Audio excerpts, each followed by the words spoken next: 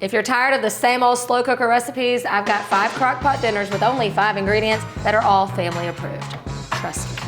I'm starting with the slow cooker Italian beef sandwiches. I tried this one out on my family last week, and when I say devoured them, we devoured them. The 5 ingredients for this are simply a roast, beef broth, giardiniera, Italian dressing mix, and a good old loaf of crusty bread. And this is the ultimate dump and go. This one can withstand a long cook time. So this is the one you can make before you go to work, and then it's ready when you get home. I'm using an eye of round roast. You could use a top round, bottom round, or a chuck roast for this. Basically, if it says roast on the package, that's what you want. They're cheaper than a steak per pound because they have a lot more fat and tough tissue running through them, so the slow cooking works well because it breaks that down through the process. In it goes. It does have a little fat cap on it. I'm just gonna leave that on and put it right in. Literally everything gets dumped in. Pantry staples do not count as ingredients. We've talked about this before, but your pantry better already be stocked. So I'm gonna season this with some salt and pepper. You want it to be seasoned throughout. And then you want a jar of giardiniera. You can use a half or up to a whole jar. Not only am I using the whole jar, but I got a bigger jar than I used last time. I'm using the pickled kind because that's what I used.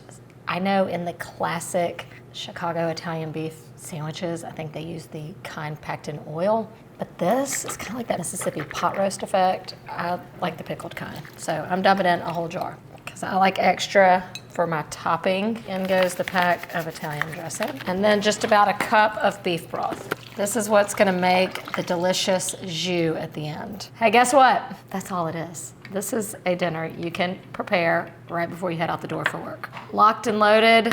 This one can go low for like 8-ish hours or high for about 5 hours. I know what you're thinking. Doesn't look like much now, but you can't smell or taste it right now. I feel like you trust me by now though, don't you? Have I steered you wrong yet? Okay, so you're gonna take the beef out, kind of shred it up and put it back in. I usually kind of try to slice it, but it just ends up falling apart. I mean, really, you could do this with a fork. Put it back in here. Get that crusty bread for this because there's a lot of juice. You don't want to start with a soggy bread. It will never work for this. And we're gonna take our shredded beef. Tell me that don't look good. And then I like to get the veggies.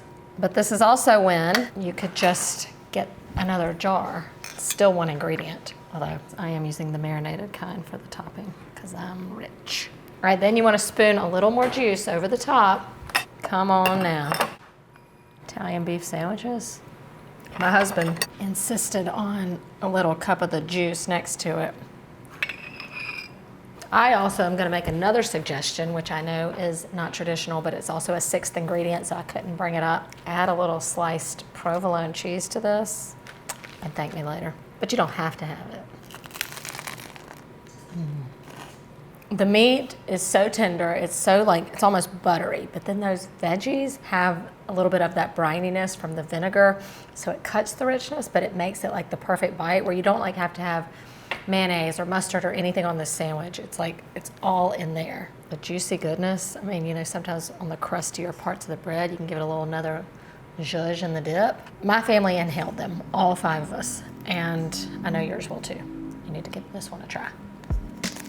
For my next trick, how does creamy chicken enchilada casserole sound? Yes, please. The 5 ingredients for this: chicken, of course, some green salsa verde, or you can use green enchilada sauce, some sour cream, pepper jack cheese, and corn tortillas. This is a recipe where if you want to add more than 5 ingredients, you totally can. A can of beans, some peppers, whatever.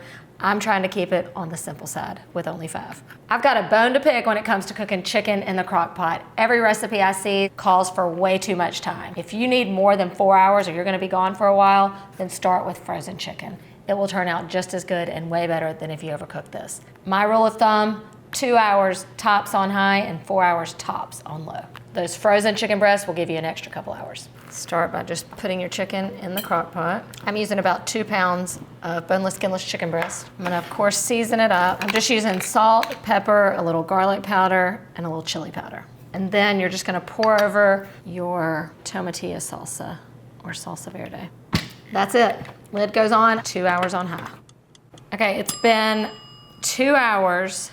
since we put this chicken in. Okay, so I'm just gonna take a fork and shred this up because we're not quite done. Look at that, perfectly cooked. Now, even though I have to cook it longer, it's not gonna dry it out because at this point we're making the casserole. Chicken is shredded. I like to leave it in kind of big shreds because this is our hearty dinner. And now we stir in the tortillas. Okay, obviously we know these are not authentic chicken enchiladas. This is a chicken enchilada casserole. Instead of rolling them up, we're just going to kind of stir in the tortillas. So I'm using corn tortillas, and I'm gonna cut it into wedges.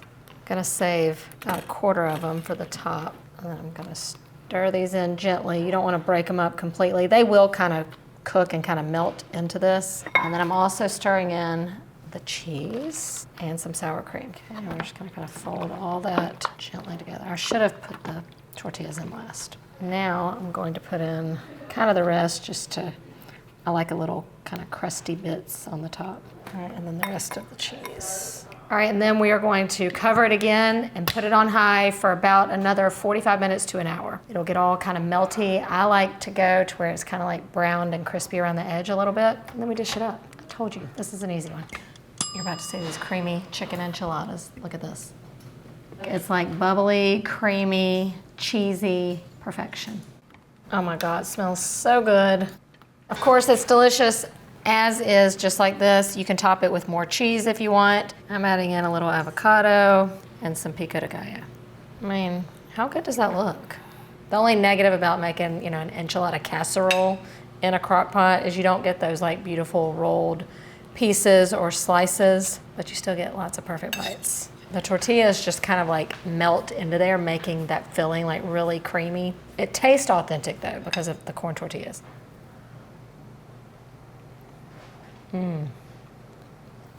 It's rich, but like light at the same time thanks to the toppings. It kind of cuts that richness. I mean, the other like creamy enchiladas I have are just filled with heavy cream. This is not that. The tortillas make it creamy. And then a little bit of sour cream, a good bit of cheese. It's perfection. This next one is what my friends' kids call their favorite dinner ever that their mom makes. This is a peach pork picante, and the ingredients are so simple. You're gonna have like a little sweet and spicy deliciousness. It really only takes 4 ingredients to make it, and then the 5th is what we're serving it over. 5 ingredients are boneless pork, some salsa, some peach preserves, and taco seasoning, and then we'll serve it over some rice. The recipe calls for a pork loin. I'm using boneless pork chops because they were on sale and they just look better. It's basically the same thing. You can do whatever you want. She uses a pork loin. If you can find your pork chops with this darker color to them, that's gonna be a little more tender, a little more juicy. Just a little secret when you're in the store. So yeah, you could cube it up and then it might be easier to serve. I think this is just as good. I'm just adding in some taco seasoning and then about a 1/4 cup of peach preserves, kind of like doubling the sauce because I want extra sauce. And then about a cup of salsa. If you're not like me, talking between every single ingredient, you can put this dinner together in under a minute. This recipe was actually written as a 1-pan skillet dinner, but I have converted it to the crock pot. So we're just gonna cook this kind of like the chicken. Your pork is not like beef. This does not take that long to cook. So I'm going to do low for just about 3 hours. See that saucy goodness in there? Oh yeah. Okay, here's how we're gonna serve it. Rice. It's all about the sauce with this. Optional, fresh parsley. How good does that look? The main question is, can you cook pork chops in the crock pot and them still be tender and juicy? I'm gonna show you and prove to you, yes you can. Oh my gosh, so tender, so juicy. See all that juiciness? This is gonna be good. Okay, that is delicious. Mine's a little kicked up because my taco seasoning was like a spicier taco seasoning, plus I used a medium salsa, but you could dial this down if you've got kids who don't like spiciness, but these are so juicy. What I love is that this sauce is so like, I know I've said juicy, but it is so juicy because you get those little bits of tomato and like from the peach preserves. It's like sweet, yet spicy, yet savory, all in one perfect bite. A+++++. Are you in the mood for some comfort food? I got you with this one. This is our Crockpot Beef Stroganoff. Now this one I have not actually made, but in my research I found that this is one of the Allrecipes top recipes.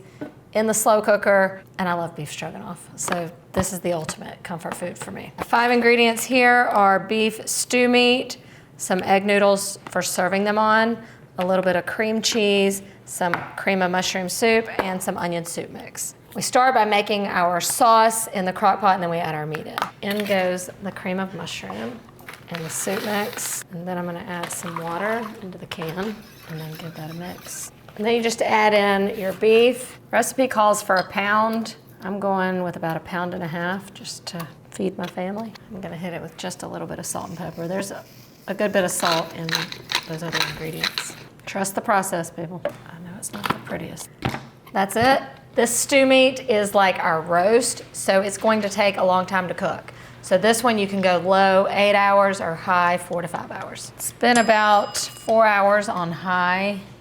Oh yeah, look how creamy. I mean, why take the time to do it the classic way when you can do it this easy way? Classic beef stroganoff, you usually finish it off with some sour cream. This one gets cream cheese. That's gonna kind of hold up to the hot temperatures a little bit better, but you could also do sour cream at this point. 4 ounces of cream cheese that is softened. You don't wanna put it in cold because it'll break. And once it's all melted, that's it. Now I think my kids would rather have this one for dinner. So creamy. I like the buttery egg noodles for the base. Stew meat really does make life easier sometimes. And I'm also gonna add in a little cracked pepper. I mean, y'all, that plate does not look like it took you 5 seconds to make. It only has 5 ingredients. Admit it. Look, creamy, creamy. We know it's creamy. Is it tender?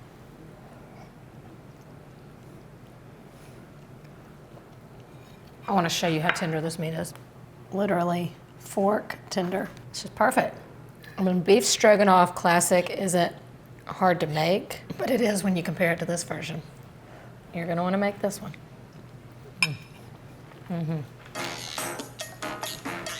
For my final trick, I'm adapting an old favorite to a crock pot version. The ever so viral Boursin pasta. We're gonna do it in the crock pot. 5 ingredients for this is, of course, boneless, skinless chicken, some baby spinach, orzo pasta, some basil, garlic, and oregano tomato, and then the star of the show, the Boursin cheese. Now, what I consider a pantry staple, a little chicken stock is going in there. 2 pounds of boneless, skinless chicken breast. These are gigantic, even though they tell me it's organic. Little salt and pep. I'm using the basil, garlic, and oregano diced tomatoes just to add extra flavor, because whenever you're trying to create recipes with very few ingredients, it's nice to find little flavor additions so you don't have to add. And then I'm adding in chicken broth. And I'm just going to cover this and cook it on high for a couple hours. It's been 2 hours on the Boursin chicken, and now we're gonna finish this recipe up. I'm gonna pull this one out and chop it up, but you can just shred it, same way we did the enchilada. So tender and juicy, not overcooked. Look at that. 2 hours on high, 4 hours on low is the ideal. You don't really want to dice it up beforehand because then it could overcook. You want to make sure you've got about 3 cups of liquid. We started with about 2 to 2.5 cups of chicken broth and the juice from the tomatoes. So we might have to add a little more, but we'll see once we add the pasta. Chicken's back in, and now we're gonna add in our orzo and the Boursin cheese. If you wanted to save a little money here, you could also use like an herb and garlic flavored cream cheese, and that would work fine. Sometimes these are on sale at Costco, so that's why I always get double. That orzo is going to absorb this liquid, and it's gonna be so creamy and delicious. About 30 to 45 minutes later, here's what you got. Look at this. Divine. And then ingredient number 5 goes in. This is optional. You could always just do a salad on the side about 5 minutes before you're ready to eat. Just stir this in, it will all wilt in. I'm gonna season it with a little salt and pepper. It is perfection like this, but if you are an overachiever, just kidding, we know I'm not an overachiever. Just a little squeeze of lemon. What it does is just pure magical, just to brighten everything up. And that's it. Going out with a bang with this one. Fresh, hearty, colorful, creamy, indulgent, so dang good.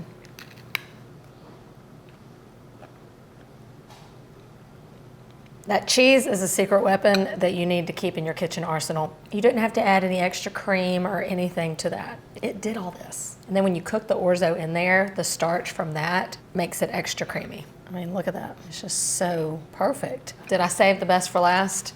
Y'all are gonna have to let me know in the comments below. Of course, after you make all of them. These are definitely a step up from that classic beef stew or chili that you keep in your crock pot. Try something new with one of these today and let me know what you think. I'm just really full. 5 dinners is a lot.